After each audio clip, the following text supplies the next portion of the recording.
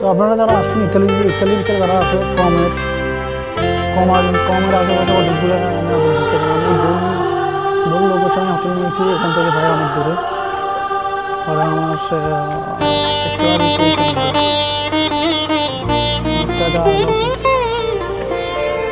আমি এখন আছি কমে এখান থেকে আমার বাস কাছাকাছি মাত্র 15-16 মিনিট।